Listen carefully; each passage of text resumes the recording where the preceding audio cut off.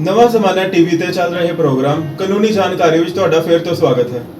ਸਤਿ ਸ਼੍ਰੀ ਅਕਾਲ ਸਰ। ਜਿਹੜੇ ਸਾਡੇ ਪਿਛਲੇ ਐਪੀਸੋਡ ਹੋਏ ਨੇ ਉਹਨਾਂ ਵਿੱਚੋਂ ਕਈ ਦਰਸ਼ਕਾਂ ਨੇ ਸਾਡੇ ਤੋਂ ਕੋਈ ਸਵਾਲ ਪੁੱਛੇ ਨੇ, ਸੋ ਤੁਹਾਡੇ ਨਾਲ ਇੱਕ ਇੱਕ ਕਰਕੇ ਅਸੀਂ ਸਵਾਲ ਸਾਂਝਾ ਕਰਾਂਗੇ, ਤੁਸੀਂ ਉਹਨਾਂ ਦੇ ਜਵਾਬ ਦਿਓ। ਤੇ ਸਾਡਾ ਪਹਿਲਾ ਸਵਾਲ ਆ ਰਿਹਾ ਜੀ ਫਜ਼ਿਲਕਾ ਤੋਂ ਰਾਜਕੁਮਾਰੀ ਜੀ ਦਾ। ਸਰ ਪੁੱਛ ਰਹੇ ਨੇ ਕਿ ਜੇ ਕਿਸੇ ਦਾ ਤਲਾਕ ਹੋ ਜਾਏ ਤੇ ਉਹ ਮੁੜ ਵਸੇਬਾ ਕਰਨਾ ਚਾਹਣ ਤੇ ਇਹਦੇ ਵਾਸਤੇ ਕਾਨੂੰਨ ਕੀ ਕਹਿੰਦਾ ਜਾਂ ਕਿਵੇਂ ਕਰ ਸਕਦੇ ਨੇ? ਦੇਖੋ ਜੀ ਵੀ ਜੇ ਤੁਹਾਡਾ ਮਤਲਬ ਹੈ ਇੱਕ ਜੋੜਾ ਜਿਹਦਾ ਤਲਾਕ ਹੋ ਗਿਆ ਹੋਵੇ ਉਹ ਮੁੜ ਕੇ ਵਿਆਹ ਕਰਾਉਣਾ ਚਾਹਣ ਤੇ ਕੀ ਕਾਨੂੰਨ ਹੈ ਜੀ? ਦੇਖੋ ਤੁਹਾਡਾ ਵਿਆਹ ਹੋ ਗਿਆ, ਤੁਸੀਂ ਤਲਾਕਸ਼ੁਦਾ ਹੋ ਗਏ ਤੇ ਦੋਨੇ ਧਿਰਾਂ ਲੱਗ ਰਹਿਣ ਲੱਗ ਪਈਆਂ, ਕਿਸੇ ਕਾਰਨ ਕਰਕੇ ਤੁਹਾਡੇ 'ਚ ਨੇੜਤਾ ਹੋ ਜਾਂਦੀ ਆ, ਤੁਸੀਂ ਫੇਰ ਇਕੱਠੇ ਹੋ ਜਾਂਦੇ ਆ ਤੇ ਤੁਹਾਨੂੰ ਜਿਹੜਾ ਵਿਆਹ ਤੋੜਿਆ ਉਹਨੂੰ ਫਿਰ ਤੁਹਾਨੂੰ ਮੁੜ ਕੇ ਵਿਆਹ ਕਰਾਉਣਾ ਪਏਗਾ। ਮੁੜ ਕੇ ਵਿਆਹ ਕਰਾ ਕੇ ਤਾਂ ਤੁਹਾਨੂੰ ਰਜਿਸਟਰ ਕਰਾਉਣਾ ਪਏਗਾ ਤੇ ਫਿਰ ਤੁਸੀਂ ਤੀਵੀਂ ਆਦਮੀ ਦੀ ਸ਼ਕਲ 'ਚ ਰਹਿਣਾ ਸ਼ੁਰੂ ਕਰ ਦੇਣਾ। ਪਰ ਯਾਦ ਰੱਖੋ ਜਦੋਂ ਤੁਸੀਂ ਵਿਆਹ ਕਰਾਉਣ ਤੋਂ ਬਾਅਦ ਰਜਿਸਟਰ ਕਰਾਉਣਾ ਤੇ ਉੱਥੇ ਤੁਹਾਨੂੰ ਕੁਝ ਡਾਕੂਮੈਂਟ ਦੇਣੇ ਪੈਣੇ ਆ।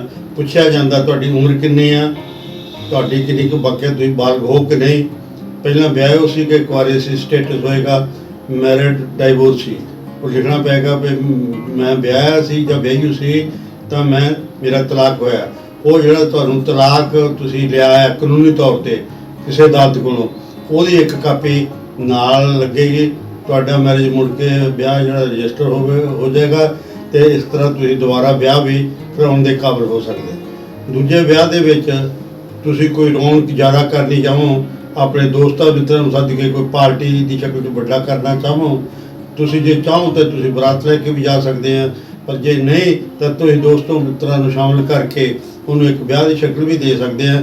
ਅਗਰ ਤੁਹਾਡੇ ਮਨ ਮਿਲਦੇ ਆ, ਤੁਸੀਂ ਕਾਨੂੰਨ ਨੂੰ ਅਪਣਾਉਣ ਦੀ ਪੂਰੀ ਕੋਸ਼ਿਸ਼ ਕੀਤੀ ਆ, ਮੁੜ ਕੇ ਵਿਆਹ ਕਰਕੇ ਉਹਨੂੰ ਰਜਿਸਟਰ ਕਰਾਉਣ ਲੱਗੇ, ਉਹ ਡਾਕੂਮੈਂਟ ਨਾਲ ਲਾਤੇ ਆ ਜਿਹੜੇ ਸਾਬਤ ਕਰਦੇ ਕਿ ਪਹਿਲਾਂ ਤੁਸੀਂ ਆਪੋ ਵਿੱਚ ਹੀ ਡਾਈਵੋਰਸੀ ਸੀਗੇ ਦੋਨੇ ਜਣੇ, ਹੁਣ ਤੁਸੀਂ ਵਿਆਹ ਕਰਨ ਤੋਂ ਬਾਅਦ ਮੁੜ ਕੇ ਇਕੱਠੇ ਹੋਣ, ਕੋਈ ਕਾਨੂੰਨ ਇਹਦੇ ਵਿੱਚ ਅੜਚਣ ਨਹੀਂ। ਜੇ ਤੁਸੀਂ ਦੋਨੇ ਧਿਰਾਂ ਰਾਜੀ ਆ ਤਾਂ ਪੰਜਾਬੀ ਦੀ ਕਹਾਵਤ ਆ ਜੇ ਮੀਆਂ ਬੀਬੀ ਰਾਜੀ ਤਾਂ ਕੀ ਕਰੇਗਾ ਕਾਜੀ। ਤੁਸੀਂ ਦੋ ਵਾਰੀ ਵੀ ਜਿੰਨੀ ਵਾਰੀ ਵੀ ਚਾਹੋ ਮੁੜ ਕੇ ਤੁਸੀਂ ਵਿਆਹ ਕਰ ਸਕਦੇ ਤੇ ਪਾਬੰਦੀ ਕੋਈ ਨਹੀਂ, ਪਰ ਕਿਸੇ ਕਾਨੂੰਨ ਦੀ ਉਲੰਘਣਾ ਜਿਹੜੀ ਆ ਨਹੀਂ ਹੋਣੀ ਚਾਹੀਦੀ। ਤੁਹਾਡੇ ਜਿਹੜੀ ਮੁੜ ਕੇ ਮੈਰਿਜ ਹੋਣੀ ਚਾਹੀਦੀ ਆ, ਕਿਸੇ ਦਬਾਅ ਥੱਲੇ ਨਹੀਂ ਹੋਣੀ ਚਾਹੀਦੀ। ਮੁੜ ਕੇ ਜਿਹੜੀਆਂ ਸ਼ਿਕਾਇਤਾਂ ਜੇ ਤੁਹਾਡੀਆਂ ਦੂਰ ਹੋ ਜਾਂਦੀਆਂ ਤੁਸੀਂ ਮੁੜ ਕੇ ਉਹ ਜੋੜੀ ਮੁੜ ਕੇ ਵਿਆਹ ਕਰ ਸਕਦੇ ਹੋ। ਸਰ ਦੂਜਾ ਸਵਾਲ ਹੈ ਲੁਧਿਆਣਾ ਤੋਂ ਪਰਮਵੀਰ ਸਿੰਘ ਜੀ ਦਾ, ਤੇ ਪੁੱਛ ਰਹੇ ਨੇ ਕਿ ਜਦੋਂ ਅਸੀਂ ਕੋਈ ਬੱਚਾ ਗੋਦ ਲੈਂਦੇ ਆ ਤੇ ਗੋਦ ਲੈਣ ਤੋਂ ਬਾਅਦ ਉਹਦਾ ਪਿਛਲੇ ਪਰਿਵਾਰ ਦੀ ਪ੍ਰਾਪਰਟੀ ਤੇ ਕੋਈ ਹੱਕ ਬਣਦਾ ਹੈ ਕਿ ਨਹੀਂ? ਦੇਖੋ ਜੀ ਜਿੱਦਣ ਆਪਾਂ ਅਡਾਪਸ਼ਨ ਤੇ ਪ੍ਰੋਗਰਾਮ ਕੀਤਾ ਸੀ ਤੇ ਜੇ ਉਹਨਾਂ ਨੇ ਧਿਆਨ ਨਾਲ ਸੁਣਿਆ ਹੋਵੇ ਤਾਂ ਅਸੀਂ ਪਹਿਲਾਂ ਦੱਸਣ ਦੀ ਕੋਸ਼ਿਸ਼ ਕੀਤੀ ਸੀ। ਮੈਂ ਦੁਬਾਰਾ ਉਸ ਨੂੰ ਐਕਸਪਲੇਨ ਕਰਦਾ ਕਿ ਜਦੋਂ ਬੱਚਾ ਪਹਿਲੇ ਪਰਿਵਾਰ 'ਚ ਕਿਸੇ 'ਚ ਜਨਮ ਲੈਂਦਾ ਤੇ ਉਹਦਾ ਇੱਕ ਹਿੱਸਾ ਜਿਹੜਾ ਹੈ ਉਸ ਪਰਿਵਾਰ ਦੀ ਪ੍ਰਾਪਰਟੀ ਦੇ ਵਿੱਚ ਉਹਦਾ ਹਿੱਸਾ ਬਣ ਜਾਂਦਾ। ਮੰਨ ਲਓ ਜੇ ਪਹਿਲਾਂ ਉਹਦੇ 2 ਹਿੱਸੇਦਾਰ ਆ ਤਾਂ ਉਹ ਤੀਜਾ ਹਿੱਸੇਦਾਰ ਬਣ ਜਾਂਦਾ। ਜੇ ਪਰਿਵਾਰ ਵਿੱਚ ਪਹਿਲਾਂ 4 ਹਿੱਸੇਦਾਰ ਹੈ ਤਾਂ 5ਵਾਂ ਬਣ ਜਾਂਦਾ। ਜੇ ਪਹਿਲਾਂ 5 ਹੈ ਤਾਂ 6ਵਾਂ ਬਣ ਜਾਂਦਾ। ਯਾਨੀ ਉਹਦਾ ਇੱਕ ਹਿੱਸਾ ਬਣ ਜਾਂਦਾ। ਉਹ ਜਿਹੜੀ ਜ਼ਮੀਨ 4 ਥਾਂ ਵੰਡ ਹੋਣੀ ਸੀ 5 ਥਾਂ ਵੰਡ ਹੋ, ਜਿਹੜੀ 5 ਥਾਂ ਵੰਡ ਹੋਣੀ ਉਹ 6 ਥਾਂ ਵੰਡ ਹੋ ਗਈ। ਮਤਲਬ ਉਹਦਾ ਇੱਕ ਹਿੱਸਾ ਵਿੱਚ ਜਮ੍ਹਾਂ ਹੋ ਜਾਂਦਾ ਤਾਂ ਉਹਦਾ ਹਿੱਸਾ ਪੂਰਾ ਹੋ ਜਾਂਦਾ।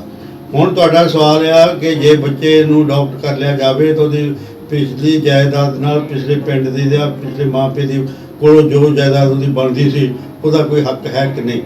ਉਦੋਂ ਵੀ ਅਸੀਂ ਦੱਸਿਆ ਸੀ ਇਹਦਾ ਉੱਤਰ ਪਹਿਲਾ ਤਾਂ ਇੱਕ ਸਾਦਾ ਇਹ ਆ ਕਿ ਜਦੋਂ ਤੱਕ ਉਹ ਗੋਦ ਤੁਸੀਂ ਨਹੀਂ ਲਿਆ ਉਦੋਂ ਤੱਕ ਉਸ ਘਰ ਵਿੱਚ ਜਿੰਨੀ ਉਹ ਪ੍ਰਾਪਰਟੀ ਦਾ ਮਾਲਕ ਹੈ ਉਨੇ ਦਾ ਰਹੇਗਾ। ਤਾਂ ਜਿਸ ਪਰਿਵਾਰ ਵਿੱਚ ਜਾਣਾ ਆ ਉੱਥੇ ਦੀ ਉਹ ਸਾਰੀ ਪ੍ਰਾਪਰਟੀ ਦਾ ਮਾਲਕ ਬਣ ਜਾਵੇਗਾ। ਯਾਨੀ ਪਿਛਲੀ ਪ੍ਰਾਪਰਟੀ ਦੇ ਵਿੱਚ ਉਹਦੇ ਹਿੱਸੇ ਉਹਦੀ ਜਿਹੜੀ ਜਾਇਦਾਦ ਆ ਉਹ ਆਪਣੇ ਬਾਪ ਤੋਂ ਲੈ ਸਕਦਾ। ਉਹ ਆਪ ਦੇ ਵੀ ਦਿੰਦੇ ਆ ਜਾਂ ਨਾ ਦੇਣ ਜਾਂ ਕੋਈ ਐਸੀ ਗੱਲ ਹੋਵੇ ਤੇ ਉਹ ਜਦੋਂ ਬਾਲਗ ਹੋ ਕੇ 3 ਸਾਲ ਦੇ ਵਿੱਚ ਕੇਸ ਕਰਕੇ ਸਾਬਤ ਕਰਕੇ ਕਿ ਮੇਰਾ ਇੰਨਾ ਹਿੱਸਾ ਬਣਦਾ, ਉਦੋਂ ਇਹ ਇੰਨਾ ਹਿੱਸਾ ਮੈਨੂੰ ਮਿਲਣਾ ਚਾਹੀਦਾ, ਮੈਨੂੰ ਚਾਹੀਦਾ ਆ ਤੇ ਮੇਰਾ ਬਾਪ ਜਾਂ ਜਿਹੜੇ ਬੱਚੇ ਆ ਉਹ ਮੈਨੂੰ ਉਹਦਾ ਹਿੱਸਾ ਦੇਣ ਤਾਂ ਤੁਸੀਂ ਉਸ ਹਿੱਸੇ ਦੇ ਲੈ ਸਕਦੇ ਆ। ਜਿੱਦਾਂ ਆਪਾਂ ਅੱਗੇ ਵੀ ਗੱਲ ਕੀਤੀ ਆ ਕਿ ਜਿਹੜੀ ਜੱਦੀ ਜਾਇਦਾਦ ਆ ਉਹਦੇ ਵਿੱਚੋਂ ਜੋ ਤੁਹਾਡਾ ਹਿੱਸਾ ਬਣਦਾ ਉਹ ਮਰਦਾ ਨਹੀਂ, ਉਹ ਤੁਸੀਂ ਛੱਡ ਦਿਓ, ਉਹ ਜੁਦੀ ਗੱਲ ਆ। ਲੈਣਾ ਚਾਹੋ ਤੁਸੀਂ ਲੈ ਸਕਦੇ ਆ, ਪਰ ਜਿੰਨੇ ਚਿਰ ਤੁਸੀਂ ਨਾਬਾਲਗ ਆ ਉਹਨਾਂ ਚਿਰ ਤੁਸੀਂ ਲੜਕੇ ਨਹੀਂ ਲੈ ਸਕਦੇ। ਜਦੋਂ ਤੁਸੀਂ ਬਾਲਗ ਹੋ ਜਾਓ ਉਦੋਂ ਤੁਸੀਂ ਛੱਡ ਸਕਦੇ ਆ, ਪਹਿਲਾਂ ਵੀ ਤੁਸੀਂ ਛੱਡ ਨਹੀਂ ਸਕਦੇ।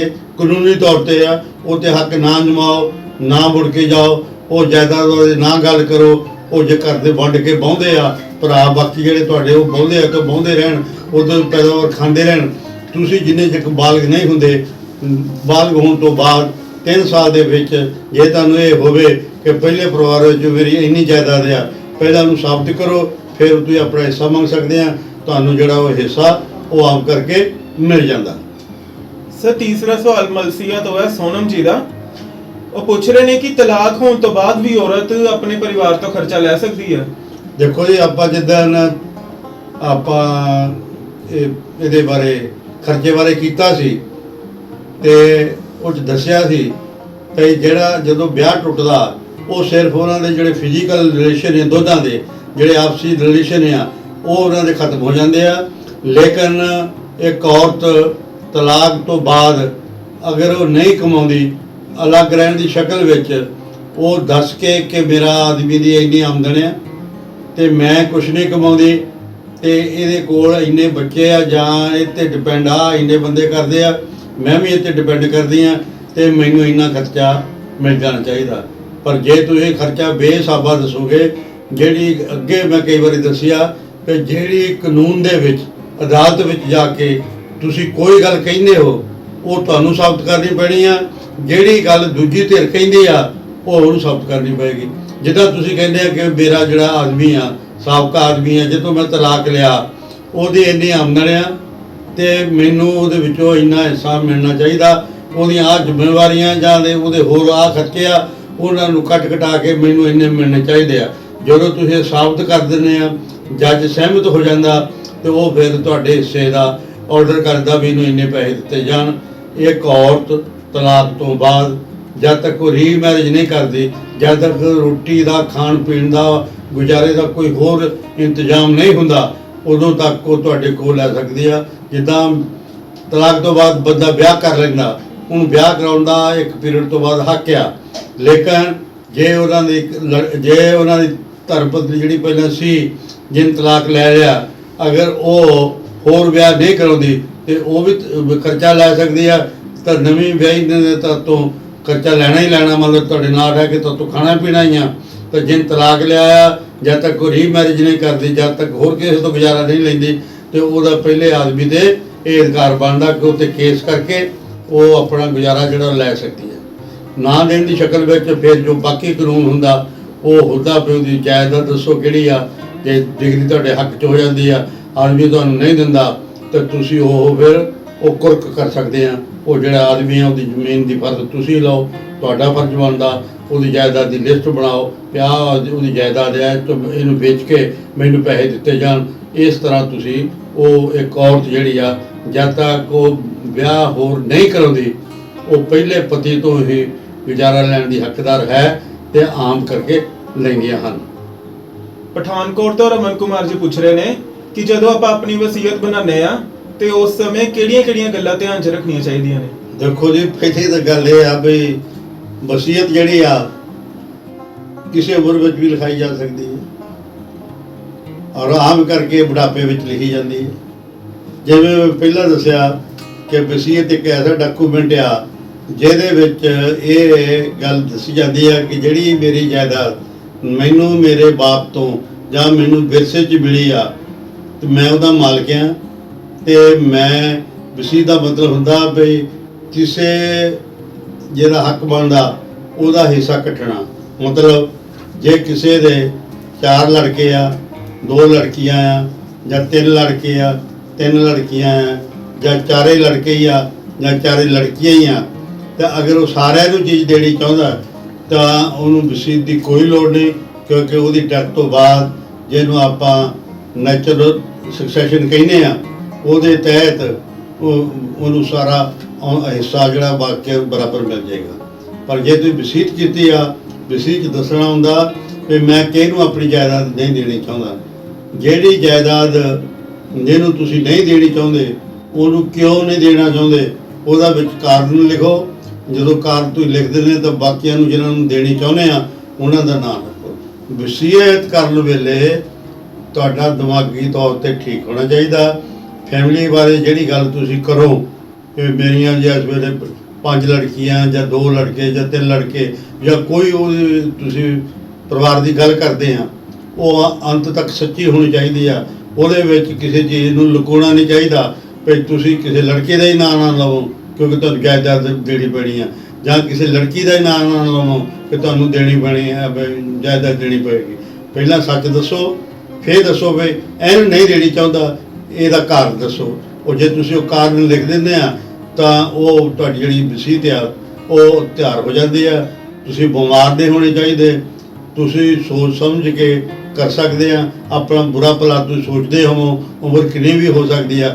ਜੇ ਤੁਹਾਡੇ ਦਿਮਾਗ ਦੀ ਪੋਜੀਸ਼ਨ ਠੀਕ ਨਹੀਂ, ਤੁਹਾਡੀ ਸਿਹਤ ਠੀਕ ਨਹੀਂ, ਦੂਸਰੇ ਧਿਰੇ ਸਾਬਤ ਕਰ ਦੇਵੇ ਕਿ ਜਦੋਂ ਇਹ ਵਸੀਅਤ ਕੀਤੀ ਇਹ ਦਿਮਾਗੀ ਤੌਰ ਤੇ ਉਹ ਠੀਕ ਨਹੀਂ ਸੀ, ਇੱਦਾਂ ਦੀ ਕੋਈ ਗਵਾਹੀ ਭੁਗਤਾ ਦੇਵੇ ਤਾਂ ਫਿਰ ਵਸੀਅਤ ਕੈਂਸਲ ਵੀ ਹੋ ਸਕਦੀ ਆ। ਇਸ ਕਰਕੇ ਤੁਸੀਂ ਵਸੀਅਤ ਕੱਚੀ ਵੀ ਲਿਖ ਸਕਦੇ ਆ, ਪੱਕੀ ਵੀ ਲਿਖ ਸਕਦੇ ਆ। ਪੱਕੀ ਦਾ ਮਤਲਬ ਹੁੰਦਾ ਕਿ ਤੁਸੀਂ ਜਾ ਕੇ ਸਬ ਰਜਿਸਟਰਾਰ ਦੇ ਜਿਹਨੂੰ ਤਹਿਸੀਲਦਾਰ ਕਹਿੰਦੇ ਆ ਉਹਦੇ ਕੋਲ ਜਾ ਕੇ ਪਹਿਲਾਂ ਬਾਹਰੋਂ ਜਿੱਥੇ ਜਿਹਨਾਂ ਕੋਲ ਲਿਖਣ ਦੇ ਲਾਇਸੈਂਸ ਹੈਗੇ ਆ ਉਹ ਸਾਰੀ ਗੱਲ ਦੱਸੋ, ਔਰ ਆਪ ਵੀ ਇੱਕ ਤਿਆਰ ਕਰ ਲੈਂਦੇ ਆ ਵੀ ਕਿੰਨੀ ਜਾਇਦਾਦ ਆ, ਉਹਦੇ ਕਿੰਨੇ ਹੱਕਦਾਰ ਆ, ਕਿਹਦਾ ਵਿੱਚੋਂ ਨਾਂ ਕੱਢਣਾ, ਕਿਹਨੂੰ ਨਹੀਂ ਦੇਣੀ, ਕਿਹਨੂੰ ਦੇਣੀ ਆ, ਕੀ ਕਾਰਨ ਆ। ਉਹ ਰੱਬ ਜਦੋਂ ਲਿਖਦੇ ਉਸ ਤੋਂ ਬਾਅਦ ਫੈਸਲੇ ਲਿਖ ਦਿੰਦੇ ਆ, ਲਿਖ ਕੇ ਅੰਦਰ ਪੇਸ਼ ਕਰ ਦਿੰਦੇ ਆ। ਤੁਸੀਂ ਹਾਜ਼ਰ ਹੋਣਾ ਹੁੰਦਾ, ਉਹ ਪੁੱਛਦੇ ਆ ਵੀ ਮਤਲਬ ਜਿਹੜਾ ਸਬ ਰਜਿਸਟਰ ਆ ਤੁਸੀਂ ਤੁਹਾਡੇ ਬੱਚੇ ਕਿੰਨੇ ਆ, ਲੜਕੀਆਂ ਕਿੰਨੀਆਂ, ਕਿਹਨੂੰ ਨਹੀਂ ਦੇਣਾ ਚਾਹੁੰਦੇ, ਕਿਉਂ ਨਹੀਂ ਦੇਣਾ ਚਾਹੁੰਦੇ। ਜਦੋਂ ਦੀ ਤਸੱਲੀ ਹੋ ਜਾਵੇ ਤੇ ਉਹ ਆਪਣੀ ਹਾਜ਼ਰੀ ਵਿੱਚ ਉਹਦੇ ਦਰਸ਼ਨ ਕਰਾਏ ਜਾਂਦੇ ਆ ਤੇ ਵਾਕਿਆ ਇਹ ਵਸੀਅਤ ਕਰਨ ਵਾਲਾ ਹੀ ਆ, ਉਸ ਪਿੰਡ ਦਾ ਹੀ ਆ। ਇਹਦੀ ਜਿਹੜੀ ਸ਼ਨਾਖਤ ਆ, ਇਹਦੀ ਜਿਹੜੀ ਗਵਾਹੀ ਆ, ਉਹ ਆਮ ਕਰਕੇ ਜਿਹੜਾ ਪਿੰਡ ਦਾ ਲੰਬੜਦਾਰ ਹੁੰਦਾ, ਜਿਹਦਾ ਕੰਮ ਹੀ ਇਹ ਹੁੰਦਾ ਵੀ ਜ਼ਮੀਨ ਸੰਬੰਧੀ ਕੋਈ ਵੀ ਕਾਰਵਾਈ ਹੋਵੇ, ਚਾਹੇ ਵੇਚਣੀ ਹੋਵੇ, ਚਾਹੇ ਬਟਾਈ ਕਰਨੀ ਹੋਵੇ, ਚਾਹੇ ਵਸੀਅਤ ਲਿਖਣੀ ਹੋਵੇ ਜਾਂ ਕੋਈ ਖਰਾਬਾ ਲਿਖਣਾ ਹੋਵੇ ਜਿਹੜੀ ਉਹ ਨਾਲ ਸੰਬੰਧਿਤ ਹੋਵੇ, ਉਹਨੂੰ ਜਿਹੜਾ ਤਸਦੀਕ ਕਰਦਾ ਉਹ ਲੰਬੜਦਾਰ ਕਰਦਾ। ਜੇ ਲੰਬੜਦਾਰ ਨਾ ਹੋਵੇ ਤੇ ਆਮ ਕਰਕੇ ਸਰਪੰਚ ਵੀ ਕਰ ਦਿੰਦੇ ਆ। ਗਵਾਹੀ ਪਾਉਣ ਤੋਂ ਬਾਅਦ ਜੋ ਉਹ ਤੁਹਾਡੀ ਲਿਸਟ 'ਚ ਉਹ ਵਸੀਅਤ ਰਜਿਸਟਰ ਹੋ ਜਾਂਦੀ ਆ।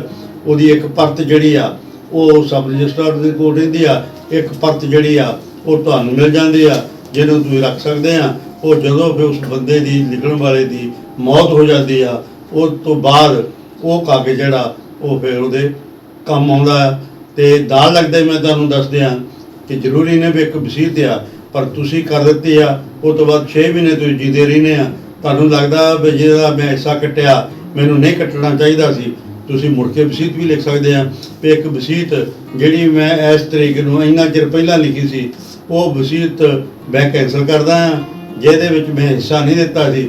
ਮੈਂ ਹੁਣ ਉਸ ਲੜਕੇ ਨੂੰ ਵੀ ਜਾਂ ਉਸ ਲੜਕੀ ਨੂੰ ਵੀ ਦੇਣੀ ਚਾਹੁੰਦਾ ਜਿਹਨੂੰ ਮੈਂ ਨਾਂ ਦੇਣ ਦੀ ਗੱਲ ਆਖੀ ਸੀ। ਤੇ ਇਹ ਮੇਰੀ ਹੋਣ ਵਾਲੀ ਜਿਹੜੀ ਵਸੀਅਤ ਆ ਉਹ ਆਖਰੀ ਵਸੀਅਤ ਆ, ਜਿਹੜੀ ਮੈਂ ਇੰਨੀ ਤਰੀਕ ਨੂੰ ਪਹਿਲਾਂ ਵਸੀਅਤ ਲਿਖਾਈ ਸੀ ਉਹਨੂੰ ਕੈਂਸਲ ਕੀਤਾ ਜਾਵੇ, ਕੈਂਸਲ ਸਮਝਿਆ ਜਾਵੇ। ਜਿਹੜੀ ਮੇਰੀ ਹੁਣ ਦੀ ਵਸੀਅਤ ਆ ਇਹਦੇ ਮੁਤਾਬਕ ਇਹਨੂੰ ਠੀਕ ਸਮਝਿਆ ਜਾਵੇ ਤੇ ਮੇਰੇ ਤੋਂ ਬਾਅਦ ਇਹ ਵਸੀਅਤ ਦੇ ਮੁਤਾਬਕ ਜਿਹੜੇ ਵਾਰਸ ਆ ਉਹਨਾਂ ਨੂੰ ਜ਼ਮੀਨ ਜਿਹੜੀ ਆ ਤਕਸੀਮ ਕਰ ਦਿੱਤੀ ਜਾਵੇ ਜਾਂ ਦਿੱਤੀ ਜਾਵੇ। ਤੋ ਇਸ ਕਰਕੇ ਜ਼ਰੂਰੀ ਨਹੀਂ ਵੀ ਇੱਕ ਵਸੀਅਤ ਆ, ਜੇ ਤਾਂ ਤੋਂ ਗਲਤੀ ਨਾਲ ਲਿਖੋਗੇ ਕਿਸੇ ਦਾ ਨਾਂ ਉਹ ਸੁਧਰ ਗਿਆ ਆ ਜਾਂ ਕੋਈ ਗੱਲ ਹੋ ਗਈ ਆ ਤੁਸੀਂ ਉਹਨੂੰ ਅਮੈਂਡ ਕਰਨੀ ਚਾਹੁੰਦੇ ਆ ਤਾਂ ਦੂਜੀ ਵਸੀਅਤ ਕਰਕੇ ਉੱਦਾਂ ਹੁੰਦਾ ਨਹੀਂ ਆਮ। ਪਰ ਅਗਰ ਤੁਸੀਂ ਦੂਜੀ ਵਸੀਅਤ ਤੋਂ ਵੀ ਸੰਤੁਸ਼ਟ ਨਹੀਂ, ਕਿਸੇ ਹੋਰ ਦਾ ਵੀ ਹਿੱਸਾ ਕੱਟਿਆ ਆ ਤਾਂ ਤੀਜੀ ਵਸੀਅਤ ਉਹ ਤਾਂ ਕਾਮਯਾਬ ਹੋਏਗੀ ਤਾਂ ਤੁਹਾਨੂੰ ਸਾਊਂਡ ਮਾਈਂਡ ਅਦਾਲਤ ਸਮਝੋਗੀ, ਦਿਮਾਗੀ ਤੌਰ ਤੇ ਠੀਕ ਕਹੇਗੀ।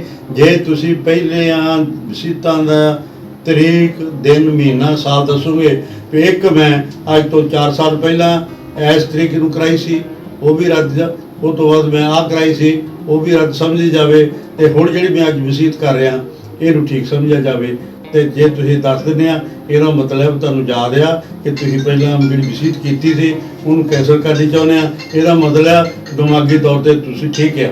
ਅਗਰ ਤੁਹਾਨੂੰ ਨਹੀਂ ਪਤਾ ਇਹਦਾ ਮਤਲਬ ਤੁਸੀਂ ਦਿਮਾਗੀ ਤੌਰ ਤੇ ਠੀਕ ਨੇ। ਜੇ ਕਿਸੇ ਦਾ ਦਿਮਾਗ ਠੀਕ ਨਾ ਹੋਵੇ ਉਹ ਵਸੀਅਤ ਨਹੀਂ ਕਰ ਸਕਦਾ, ਉਹ ਫਿਰ ਮਤਲਬ ਜੇ ਸਾਬਤ ਹੋ ਜਾਵੇ ਕਿ ਇਹਦਾ ਦਿਮਾਗ ਠੀਕ ਨਹੀਂ ਸੀ ਫਿਰ ਉਹ ਜਿਹੜੀ ਪ੍ਰਾਪਰਟੀ ਆ ਉਹ ਸਾਰੇ ਜਿਹੜੇ ਨੈਚੁਰਲ ਤੁਹਾਡੇ ਹੈਗੇ ਆ, ਫੇਰ ਹੈਗੇ ਤੁਹਾਡੇ ਜਿਹੜੇ ਲੜਕੀਆਂ ਲੜਕੇ ਆ ਪਰਿਵਾਰ ਦੇ ਮੈਂਬਰ ਆ ਉਹ ਸਾਰਿਆਂ ਨੂੰ ਇੱਕੋ ਜਿਹੇ ਵੰਡ ਦਿੱਤੀ ਜਾਂਦੀ। ਸਰ ਖੰਨਾ ਤੋਂ ਨਿਰਮਲ ਸਿੰਘ ਜੀ ਦਾ ਸਵਾਲ ਹੈ ਕਿ ਅੱਜ ਕੱਲ ਕੋਰਟ ਮੈਰਿਜ ਜਾਂ ਮੈਰਿਜ ਸਰਟੀਫਿਕੇਟ ਦੀ ਕਿੰਨੀ ਕੁ ਵਰਤੋਂ ਹੈ ਜਾਂ ਕਿੰਨਾ ਕੁ ਜ਼ਰੂਰੀ ਹੁੰਦਾ? ਦੇਖੋ ਜੀ ਭਈ ਉੱਦਾਂ ਤੇ ਇਹਦਾ ਜਵਾਬ ਤੇ ਇਹ ਆ ਕਿ ਜਿਹੜਾ ਕੋਰਟ ਮੈਰਿਜ ਆ ਨਾ ਇਹ ਪਹਿਲਾਂ ਬਹੁਤ ਘੱਟ ਹੁੰਦੀ ਸੀ ਤੇ ਹੁਣ ਅੱਜ ਕੱਲ ਇਹਦਾ ਕੁਝ ਫੈਸ਼ਨ ਜਿਹੜਾ ਵੱਧ ਗਿਆ ਆ। ਇਹਦੇ ਵੱਖ-ਵੱਖ ਕਾਰਨ ਆ। ਪਹਿਲਾ ਕਾਰਨ ਇਹ ਆ ਕਿ ਜਿਹੜੀ ਕੋਰਟ ਮੈਰਿਜ ਆ ਅੱਜ ਕੱਲ ਲੋਕਾਂ ਵਿੱਚ ਅਵੇਅਰਨੈਸ ਆਈ ਆ, ਲੋਕ ਪੜ੍ਹ ਲਿਖ ਕੇ ਗਏ ਆ, ਕੁੜੀਆਂ ਪੜ੍ਹ ਲਿਖ ਕੇ ਗਈਆਂ ਤੇ ਉਹ ਜੇ ਪਰਿਵਾਰ ਪੂਰੀ ਜੋੜੀ ਨਾ ਬਣਾਵੇ ਜਾਂ ਲੜਕੀ ਨਾ ਸਮਝਦੀ ਹੋਵੇ ਜਾਂ ਲੜਕਾ ਨਾ ਸਮਝਦਾ ਹੋਵੇ ਜਾਂ ਉਹਨਾਂ ਦੇ ਖਿਆਲ ਨਾ ਮਿਲਦਾ ਹੋਵੇ ਤੇ ਤੁਸੀਂ ਡਾਈਵੋਰਸ ਵੱਲ ਵੱਧਦੇ ਆ। ਅੱਗੇ ਪਹਿਲਿਆਂ ਦੇ ਵਿੱਚ ਪਰਿਵਾਰ ਜਿਹੜੇ ਆ ਉਹ ਲੜਕੀ ਘਰ ਹੀ ਬੈਠੀ ਰਹਿੰਦੀ ਸੀ, ਬਾਰ-ਬਾਰ ਮੀਟਿੰਗਾਂ ਹੁੰਦੀਆਂ ਰਹਿੰਦੀਆਂ ਸੀ, ਪੰਚਾਇਤਾਂ ਹੁੰਦੀਆਂ ਰਹਿੰਦੀਆਂ ਸੀ, ਅਖੀਰ ਰਾਜੀਨਾਮਾ ਹੋ ਜਾਂਦਾ ਸੀ। ਹੁਣ ਉਹ ਰਾਜੀਨਾਮਾ ਨਹੀਂ ਕਰਦੇ ਤੇ ਇਸ ਕਰਕੇ ਕਿ ਆਪਕੇ ਪੜ੍ਹੇ ਲਿਖੇ ਹੋਣ ਕਰਕੇ ਜਾਂ ਲੜਕੀ ਜਾਂ ਔਰਤ ਆਜ਼ਾਦ ਹੋ ਗਈ ਕਰਕੇ ਜਾਂ ਕਮਾਉਂਦੀ ਹੋ ਗਈ ਕਰਕੇ ਜਾਂ ਪੜ੍ਹੀ ਲਿਖੀ ਹੋਣ ਕਰਕੇ ਉਹਨੂੰ ਇਹ ਸੈਂਸ ਆ ਕਿ ਮੈਂ ਇਸ ਆਪਣੇ ਮੌਜੂਦਾ ਪਤੀ ਨਾਲ ਬਹੁਤ ਚਿਰ ਠੀਕ ਨਹੀਂ ਰਹਿ ਸਕਦੀ, ਉਹ ਤਲਾਕ ਵੱਲ ਜਾ ਰਿਹਾ। ਤਾਂ ਜਦੋਂ ਤੁਸੀਂ ਤਲਾਕ ਲੈਣਾ ਹੁੰਦਾ ਤੇ ਤੁਸੀਂ ਕਹਿੰਦੇ ਆ ਕਿ ਸਾਡਾ ਇਸ ਤਰੀਕੇ ਨੂੰ ਵਿਆਹ ਹੋਇਆ ਸੀ ਕਿ ਇਹ ਸਾਨੂੰ ਤਲਾਕ ਦਿੱਤਾ ਜਾਵੇ ਇਹਨਾਂ ਕਾਰਨਾਂ ਕਰਕੇ। ਤਾਂ ਅਦਾਲਤ ਵਿੱਚ ਤੁਹਾਨੂੰ ਪਹਿਲਾਂ ਸਾਬਤ ਕਰਨਾ ਪੈਂਦਾ ਕਿ ਤੁਸੀਂ ਸਾਬਤ ਕਰੋ ਕਿ ਤੁਸੀਂ ਵਿਆਹ ਹੋਏ ਆ। ਜੇ ਦੂਜੀ ਧਿਰ ਇਨਕਾਰ ਕਰ ਦੇਵੇ ਮੇਰਾ ਤੇ ਨਾ ਵਿਆਹ ਨਹੀਂ ਹੋਇਆ, ਇਹ ਐਵੇਂ ਜ਼ਬਰਦਸਤੀ ਕਹੀ ਜਾਂਦਾ ਤੇ ਤੁਹਾਨੂੰ ਜਾ ਕੇ ਫਿਰ ਪਹਿਲਾਂ ਵਿਆਹ ਸਾਬਤ ਕਰਨਾ ਪੈਂਦਾ। ਇੱਦਾਂ ਦੀਆਂ ਮੁਸ਼ਕਲਾਂ ਦੂਰ ਕਰਨ ਲਈ ਇੱਕ 12 ਦੇ ਵਿੱਚ ਇੱਕ ਕਾਨੂੰਨ ਬਣ ਗਿਆ ਕਿ ਲਾਜ਼ਮੀ ਤੌਰ ਤੇ ਹਰ ਜਿਹੜੀ ਮੈਰਿਜ ਆ ਉਹ ਰਜਿਸਟਰ ਹੋਏਗੀ ਤੇ ਤਕਰੀਬਨ ਹਰ ਲੋਕ ਉਹਨੂੰ ਰਜਿਸਟਰ ਕਰਾ ਰਹੇ ਆ। ਜਾਂ ਪੜ੍ਹਿਆ ਲਿਖਿਆ ਦਾ ਹੁਣ ਜਿੱਦਾਂ ਦੱਸਿਆ ਯੁੱਗ ਆ ਗਿਆ ਆ, ਪਿੰਡਾਂ ਵਿੱਚ ਵੀ ਤਲਾਕ ਜਿਹੜੇ ਉਹ ਆਮ ਹੋ ਗਏ ਆ। ਇਸ ਕਰਕੇ ਇਹਦਾ ਦੂਸਰਾ ਕਾਰਨ ਕਿ ਲੋਕ ਗਰੀਬ ਲੋਕ ਵੀ ਤੇ ਅਮੀਰ ਲੋਕ ਵੀ ਉਹਨਾਂ ਵਿੱਚ ਪ੍ਰਵਾਸ ਬਾਹਰ ਜਾ ਕੇ ਬਸਣ ਦੀ ਇੱਕ ਬੜੀ ਪ੍ਰਬਲ ਇੱਛਾ ਆ। ਹਰ ਕੋਈ ਕਹਿੰਦਾ ਮੈਂ ਕੈਨੇਡਾ ਚਲ ਜਾਵਾਂ, ਮੈਂ ਅਮਰੀਕਾ ਚਲ ਜਾਵਾਂ, ਮੈਂ ਇੰਗਲੈਂਡ ਚਲ ਜਾਵਾਂ, ਕਿਉਂਕਿ ਜਿਹੜੇ ਬਾਹਰਲੇ ਲੋਕ ਆ ਜਦੋਂ ਬਾਹਰੋਂ ਆਣ ਕੇ ਜ਼ਮੀਨਾਂ ਖਰੀਦਦੇ ਨੇ ਜਾਂ ਕੋਠੀਆਂ ਪਾਉਂਦੇ ਆ ਜਾਂ ਉਹਨਾਂ ਦਾ ਸਟੈਂਡਰਡ ਦੇਖਦਾ ਹੈ, ਹਰ ਕੋਈ ਚਾਹੁੰਦਾ ਕਿ ਮੈਂ ਬਾਹਰ ਜਾਵਾਂ। ਤਾਂ ਉਹ ਇਸ ਕਰਕੇ ਬਾਹਰ ਵੀ ਜਦੋਂ ਤੁਸੀਂ ਜਾਂਦੇ ਆ ਤੇ ਬਾਹਰ ਵੀ ਜਦੋਂ ਤੁਸੀਂ ਜਾਂਦੇ ਤਾਂ ਪੁੱਛਿਆ ਜਾਂਦਾ ਕਿ ਤੁਸੀਂ ਵਿਆਹੇ ਆ ਕਿ ਨਹੀਂ। ਤੁਹਾਨੂੰ ਲਿਖਣਾ ਪੈਂਦਾ ਵੀ ਮੈਂ ਵਿਆਹ ਆ, ਤਾਂ ਫਿਰ ਉਹ ਸਬੂਤ ਹੋ ਜੋ ਤੁਹਾਨੂੰ ਉਹ ਵਿਆਹ ਦਾ ਜਿਹੜਾ ਤੁਸੀਂ ਮੈਰਿਜ ਰਜਿਸਟਰ ਕਰਾਈ ਆ ਉਹਦਾ ਸਰਟੀਫਿਕੇਟ ਤੋੜਨਾ ਪੈਂਦਾ। ਇਸ ਕਰਕੇ ਵੀ ਲੋਕ ਵੀ ਜਿਹੜੇ ਬਾਹਰ ਨੂੰ ਜਾ ਰਹੇ ਆ, ਬਾਹਰਲੇ ਦੇਸ਼ਾਂ ਸੈਟਲ ਹੋਣ ਲਈ ਜਾ ਰਹੇ ਆ ਤੇ ਉਹਨਾਂ ਨੂੰ ਵੀ ਮੈਰਿਜ ਦੀ ਤਾਂ ਲੋੜ ਪੈਂਦੀ ਆ ਸਰਟੀਫਿਕੇਟ ਦੀ। ਇਸ ਕਰਕੇ ਮੈਰਿਜ ਸਰਟੀਫਿਕੇਟ ਜਿਹੜੇ ਆ ਇਹ ਹੋਂਦ ਵਿੱਚ ਆਏ ਆ ਤੇ ਸਰਕਾਰ ਨੂੰ ਕਾਨੂੰਨ ਬਣਾਉਣਾ ਪਿਆ ਕਿ ਵੀ ਹੁਣ ਸਾਰੇ ਮੈਰਿਜ ਜਿਹੜੇ ਆ ਉਹ ਤੁਸੀਂ ਰਜਿਸਟਰ ਕਰਾਓ। ਉਹ ਤੁਹਾਡੇ ਦੇ ਵੀ ਫਾਇਦੇ ਵੀ ਆ ਤੇ ਦੂਜੀ ਧਿਰ ਦੇ ਵੀ ਫਾਇਦੇ ਤੇ ਵੀ ਆ। ਜੇ ਤੁਸੀਂ ਉਹ ਤੋਂ ਬਗੈਰ ਸੈਟਲ ਹੋ ਗਏ ਆ ਜਾਂ ਤੁਸੀਂ ਬਾਹਰ ਜਾ ਕੇ ਬਾਹਰਲੇ ਲੋਕਾਂ ਨਾਲ ਉੱਥੇ ਦੀ ਜਨਤਾ ਦੇ ਨਾਲ, ਜਿੱਦਾਂ ਇੰਗਲੈਂਡ 'ਚ ਉਹਦੇ ਕਹਿੰਦੇ ਗੋਰੀ ਨਾਲ ਵਿਆਹ ਕਰ ਲਿਆ, ਤੇ ਕਿਉਂਕਿ ਸਾਡੇ ਹਿਸਾਬ ਨਾਲ ਸਾਰੇ ਗੋਰੇ ਹੀ ਹੁੰਦੇ ਆ। ਤੇ ਜਦੋਂ ਉਹ ਮਾਂ ਪਿਓ ਨੂੰ ਸੱਦਦੇ ਆ, ਆਪਣੇ ਮਾਂ ਪਿਓ ਨੂੰ ਇੱਕ ਸਟੇਜ 'ਤੇ ਸੱਦਦੇ ਆ, ਉਹ ਚਾਹੇ ਕੈਨੇਡਾ 'ਚ ਹੋਵੇ, ਚਾਹੇ ਅਮਰੀਕਾ 'ਚ ਹੋਵੇ, ਚਾਹੇ ਕਿਸੇ ਦੇਸ਼ ਵਿੱਚ ਵੀ ਹੋਵੇ, ਤੇ ਉਹ ਜੇ ਮਾਂ ਪਿਓ ਨੂੰ ਲਿਆਉਣਾ ਤਾਂ ਕਹਿੰਦੇ ਵੀ ਪਹਿਲਾਂ ਇਹ ਸਾਬਤ ਕਰੋ ਕਿ ਜਿਹੜੇ ਤੁਹਾਡੇ ਮਾਂ ਪਿਓ ਆ ਉਹਨਾਂ ਦਾ ਵਿਆਹ ਹੋਇਆ ਕਿ ਨਹੀਂ, ਉਹਨਾਂ ਦਾ ਵਿਆਹ ਦਾ ਸਰਟੀਫਿਕੇਟ ਸਾਬਤ ਕਰੋ ਕਿ ਤੁਸੀਂ ਉਸ ਜੋੜੀ ਦੇ ਮਾਂ ਪੁੱਤ ਹੈਗੇ। ਤਾਂ ਫਿਰ ਇਸ ਕਰਕੇ ਉਹ ਮਾਂ ਪਿਓ ਨੂੰ ਵੀ ਇਹ ਕਰਾਉਣਾ ਪੈਂਦਾ। ਤੇ ਜਦੋਂ ਇਹ ਹੋ ਜਾਂਦੇ ਆ ਤੇ ਉਹਨਾਂ ਉਹ ਜਦੋਂ ਇਹ ਸਾਬਤ ਹੋ ਜਾਂਦਾ ਕਿ ਵਿਆਹ ਹੋਇਆ, ਉੱਥੇ ਸਰਟੀਫਿਕੇਟ ਮੰਗਿਆ ਜਾਂਦਾ। ਤੇ ਜੇ ਤੁਸੀਂ ਵਿਆਹ ਰਜਿਸਟਰ ਕਰਾਇਆ ਹੋਵੇਗਾ ਤਾਂ ਤੁਸੀਂ ਸਰਟੀਫਿਕੇਟ ਦੇ ਕੇ ਤੁਹਾਡਾ ਕੰਮ ਜਿਹੜਾ ਆ ਉਹ ਕਾਫੀ ਸੁਖਾਲਾ ਹੋ ਜਾਂਦਾ। ਇਸ ਕਰਕੇ ਇਹਦੀ ਤਾਂ ਲੋੜ ਪਈ ਆ, ਇੱਕ ਜਾਗਰਤੀ ਕਰਕੇ। ਇੱਕ ਆ ਵੀ ਡਾਈਵੋਰਸ ਦਾ ਰੇਟ ਵੱਧ ਰਿਹਾ, ਇਹ ਵੀ ਲੋਕਾਂ ਦੀ ਜਾਗਰਤੀ ਆ। ਇੱਕ ਇਹ ਆ ਕਿ ਤੁਸੀਂ ਬਾਹਰ ਸੈੱਟ ਹੋਣ ਲਈ ਕਈ ਪਹਿਲਾਂ ਤਲਾਕ ਲੈ ਕੇ ਜਾਂਦੇ ਵੀ ਮੈਂ ਬਾਹਰ ਜਾ ਕੇ ਵਿਆਹ ਕਰਾ ਲਊਂਗਾ, ਪੱਕਾ ਹੋ ਗਏ ਫਿਰ ਮੈਂ ਉਹਨੂੰ ਛੱਡ ਦਊਂਗਾ, ਫਿਰ ਮੈਂ ਤੇਰੇ ਨਾਲ ਵਿਆਹ ਕਰਕੇ ਤੈਨੂੰ ਸੱਦ ਲਊਂਗਾ। ਜਾਂ ਕਈ ਬੰਦੇ ਕਈ ਕਾਰਨਾਂ ਕਰਕੇ ਵਿਆਹ ਦਾ ਸਰਟੀਫਿਕੇਟ ਜਿਹੜਾ ਬਾਰ-ਬਾਰ ਕੰਮ ਆ ਰਿਹਾ। ਇਸ ਕਰਕੇ ਕਾਨੂੰਨ ਦੇ ਮੁਤਾਬਕ ਹਰ ਬੰਦੇ ਨੂੰ ਵਿਆਹ ਰਜਿਸਟਰ ਕਰਾਉਣਾ ਜ਼ਰੂਰੀ ਕਰ ਦਿੱਤਾ ਹੈ। ਲੋੜ ਪੈਣ ਤੇ ਵਰਤ ਲਓ, ਨਾ ਲੋੜ ਪੈਣ ਤੇ ਨਾ ਵਰਤੋ। ਇਸ ਕਰਕੇ ਜਿਹੜਾ ਇਹ ਸਵਾਲ ਆ ਕਿ ਇਹਦਾ ਕੀ ਮਹੱਤਤਾ ਆ, ਕੀ ਜ਼ਰੂਰੀ ਆ ਕਿ ਨਹੀਂ, ਇਹ ਬਿਲਕੁਲ ਕੁਛ ਨਹੀਂ ਕਰਨਾ, ਨਾ ਕਰਾਵੇ। ਲੇਕਿਨ ਇਹ ਕਦੇ ਨਾ ਕਦੇ ਤੁਸੀਂ ਬਾਹਰ ਜਾਣਾ ਜਾਂ ਤੁਹਾਡੇ ਬੱਚਿਆਂ ਨੇ ਜਾਣਾ ਜਾਂ ਤੁਹਾਡੇ ਬੱਚੇ ਗਏ ਆ, ਉਹਦੀ ਕੋਈ ਨਾ ਕੋਈ ਲੋੜ ਪੈਂਦੀ ਰਹਿੰਦੀ ਆ। ਇੱਥੇ ਵੀ ਸਰਕਾਰੀਆਂ ਨੌਕਰੀਆਂ ਵਿੱਚ ਵੀ ਹੋਰ ਵੀ ਕਈਆਂ ਤੇ ਲੱਗਦਾ ਕਿ ਆਪਣੇ ਮਾਂ ਪਿਓ ਦੀ ਦਾ ਮੈਰਿਜ ਸਰਟੀਫਿਕੇਟ ਲਾਓ ਜਾਂ ਆਹ ਸਬੂਤ ਦਿਓ। ਤੇ ਇਸ ਕਰਕੇ ਮੈਰਿਜ ਰਜਿਸਟ੍ਰੇਸ਼ਨ ਜਿਹੜੀ ਆ, ਮੈਰਿਜ ਨੂੰ ਰਜਿਸਟਰ ਕਰਨਾ ਉਹਨੂੰ ਜ਼ਰੂਰੀ ਬਣਾਤਾ, ਤਾਂ ਲੋਕ ਸਾਰੇ ਕਰਾਉਂਦੇ ਆ। ਸਾਨੂੰ ਵੀ ਜਿਹੜੇ ਤੁਸੀਂ ਲੋਕ ਆ ਜਿਨ੍ਹਾਂ ਨੇ ਨਹੀਂ ਉਹਨਾਂ ਨੂੰ ਕਰਾ ਲੈਣੀ ਚਾਹੀਦੀ ਆ। ਇਹ ਫਾਇਦੇ ਦਾ ਡਾਕੂਮੈਂਟ ਆ, ਇਹ ਤੁਹਾਡਾ ਕੋਈ ਨੁਕਸਾਨ ਨਹੀਂ ਕਰਦਾ, ਤੁਹਾਡਾ ਸਟੇਟਸ ਵਧਾਉਂਦਾ ਆ। ਤੁਹਾਨੂੰ ਇਹ ਤੇ ਬਣਾਉਣ ਤੇ ਕਈ ਮਤਲਬ ਫਾਇਦੇ ਹੁੰਦੇ ਆ। ਸਰ ਸਾਡਾ ਅੱਜ ਦਾ ਅਖੀਰਲਾ ਸਵਾਲ ਆਇਆ ਸਮਰਾਲਾ ਤੋਂ ਸੁਰਜੀਤਪਾਲ ਜੀ ਦਾ। ਉਹ ਪੁੱਛ ਰਹੇ ਨੇ ਕਿ ਡਿਵੋਰਸ ਤੋਂ ਬਾਅਦ ਬੱਚਾ ਕਿੰਨੇ ਸਮੇਂ ਤੱਕ ਮਾਂ ਕੋਲ ਰਹਿੰਦਾ ਹੈ ਤੇ ਜੇਕਰ ਬਾਪ ਨੇ ਉਹਦੀ ਕਸਟਡੀ ਲੈਣੀ ਹੋਵੇ ਤੇ ਉਹ ਕਿਵੇਂ ਲੈ ਸਕਦਾ? ਦੇਖੋ ਬਈ, ਕਾਨੂੰਨ ਆਮ ਜੋ ਚੱਲਦਾ ਉਹ ਤਾਂ ਇਹ ਆ, ਮੈਂ ਆਪਾਂ ਜਦੋਂ ਇੱਥੇ ਪ੍ਰੋਗਰਾਮ ਕੀਤਾ ਇਹ ਦੱਸਣ ਦੀ ਵੀ ਕੋਸ਼ਿਸ਼ ਕੀਤੀ ਸੀ, ਉਹ ਇਹ ਆ ਕਿ ਅਗਰ ਮਾਂ ਪਿਓ 'ਚ ਝਗੜਾ ਹੋ ਜਾਂਦਾ ਤੇ ਉਹ ਜੁਦੇ ਹੋ ਜਾਂਦੇ ਆ ਤੇ ਬੱਚਾ 5 ਸਾਲ ਤੋਂ ਛੋਟਾ ਆ ਤੇ ਆਮ ਕਰਕੇ ਬੱਚਾ ਮਾਂ ਦੇ ਪਾਸ ਰਹਿੰਦਾ, ਕਿਉਂਕਿ ਕੁਝ ਬੇਸਿਕ ਲੋੜਾਂ ਆ ਜਿਹੜੀਆਂ ਬੱਚੇ ਦੀਆਂ ਮਾਂ ਹੀ ਪੂਰੀਆਂ ਕਰ ਸਕਦਾ। ਬਾਪ ਚਾਹੁੰਦਾ ਹੋਇਆ ਵੀ ਨਹੀਂ ਕਿ ਕੁਝ ਕਰ ਸਕਦਾ। ਬੱਚਾ ਨੂੰ ਦੁੱਧ ਪਿਲਾਉਣਾ, ਉਹਨੂੰ ਦੁੱਧ ਪਿਲਾ ਕੇ ਤਕੜਾ ਕਰਨਾ ਆ, ਉਹਦੇ ਕੱਪੜੇ ਬਦਲਣੇ ਆ, ਉਹਨੂੰ ਜੰਗਲ ਪਾਣੀ ਜਿਹਨੂੰ ਲੈਟਰਿਨ ਕਹਿੰਦੇ ਵਗੈਰਾ ਕਰਾਉਣੇ ਆ, ਮਾਲਿਸ਼ ਕਰਨੀ ਆ, ਨਹਾਉਣਾ ਆ ਤੇ ਕੱਪੜੇ ਬਾਰ-ਬਾਰ ਬਦਲਣੇ ਆ।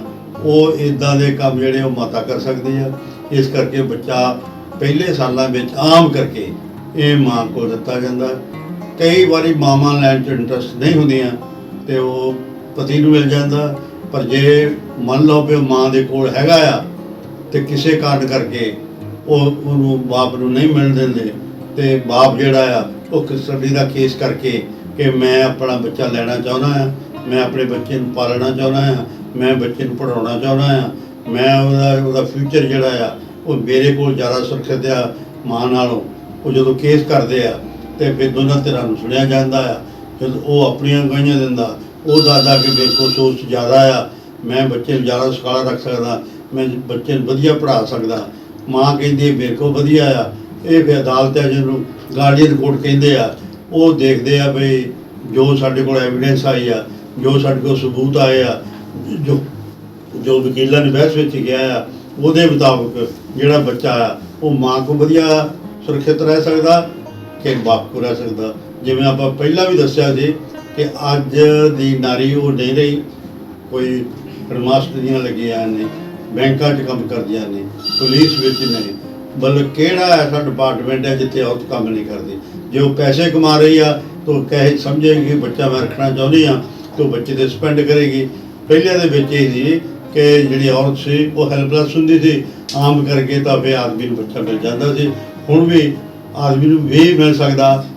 ਕੋਰਟ ਨੇ ਬੱਚੇ ਦੀ ਵੈਲਫੇਅਰ ਦੇਖਣੀ ਆ ਤੇ ਇਹਨਾਂ ਹਾਲਾਤਾਂ ਵਿੱਚ ਜਿਹੜੀ ਐਵੀਡੈਂਸ ਸਾਡੇ ਕੋਲ ਆਈ ਆ, ਜਿਹੜੇ ਸਬੂਤ ਆਏ ਆ, ਜਿਹੜੀ ਵਕੀਲਾਂ ਨੇ ਬਹਿਸ ਕਰਕੇ ਚਾਨਣਾ ਪਾਇਆ, ਜਿਹੜੇ ਫੈਕਟਸ ਆ ਫਾਈਲ 'ਤੇ ਆ ਗਏ ਆ, ਉਹ ਪੜ੍ਹ ਕੇ ਉਹਨੂੰ ਦੇਖਣਾ ਕਿ ਇਹ ਬੱਚਾ ਜਿਹੜਾ ਆ ਅੱਜ ਦੇ ਦਿਨ ਮਾਂ ਕੋਲ ਸੁਰੱਖਿਅਤ ਰਹਿ ਸਕਦਾ ਕਿ ਬਾਪ ਕੋਲ ਸੁਰੱਖਿਅਤ ਰਹਿ ਸਕਦਾ।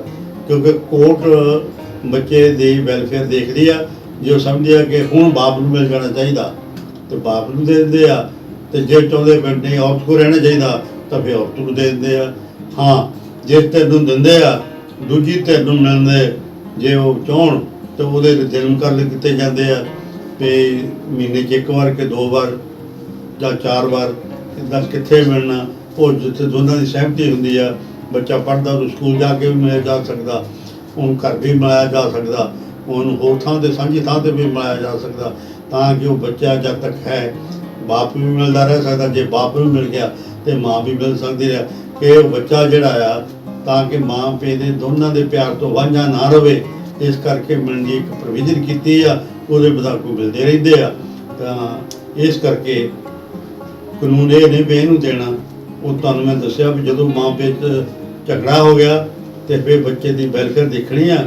ਜੇ ਕੋਈ ਵਧੀਆ ਬੱਚਾ ਰਹਿ ਸਕਦਾ ਜਿਹਨੂੰ ਜਿਹੜਾ ਬੱਚੇ ਨੂੰ ਚੰਗੀ ਤਰ੍ਹਾਂ ਸਾਂਭ ਰੱਖ ਸਕਦਾ, ਜਿਨ੍ਹਾਂ ਦੇ ਕੋਲ ਬੱਚੇ ਦਾ ਫਿਊਚਰ ਜਿਹੜਾ ਉਹ ਠੀਕ ਆ, ਅਦਾਲਤ ਉਹਨੂੰ ਦੇ ਦਿੰਦੀ ਆ।